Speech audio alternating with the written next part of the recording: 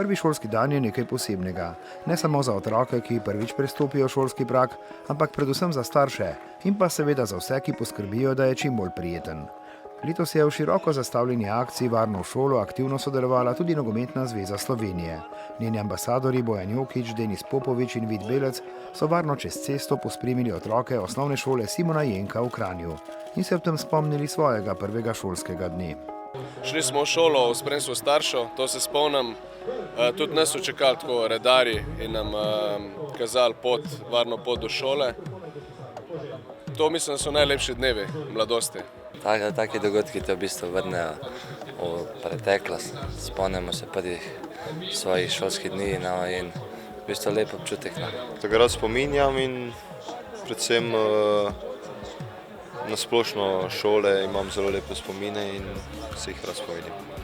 Ob prijetnem druženju z otroki, maskotama, Trigi in Koža Pazi ter gosti je bil seveda ves čas prisoten slogan dogodka Varno v šolo. Ne samo prvi dan, ampak tudi vse naslednje. Včasih je še 100-krat ponovljena beseda premalo. Zato v letošnjem letu smo pripravili posebno kampanjo Varno v šolo, katere osrednji simbol je rumeni balon.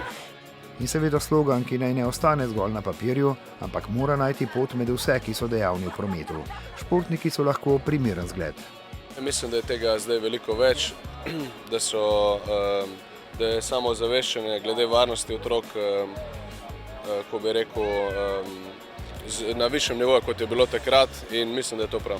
Kakor že se spomnim, so v šoli učiteljice in ravnatelji so opozarjali na to.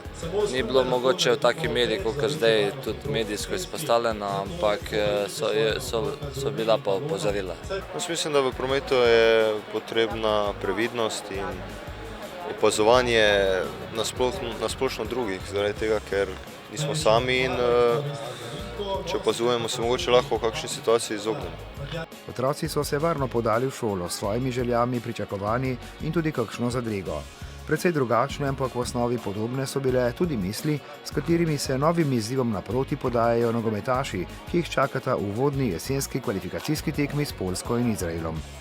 Sigurno so najpomembnejši, tako da se je potrebno maksimalno pripraviti, analizirati nasprotnika in iztržiti največ. Igramo doma pred našo publiko, nadejam se polnim stožicam in če bo vse kako treba, se nadejam pozitivnega rezultata na dveh tekmah.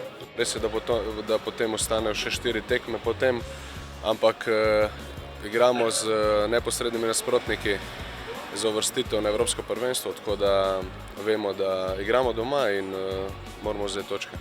Drugačne, v osnovi podobne so tudi točke, ki jih želijo zbrati šolarji. Prvi dan novega izziva je bil za oboje sproščen, jutri se začne zares.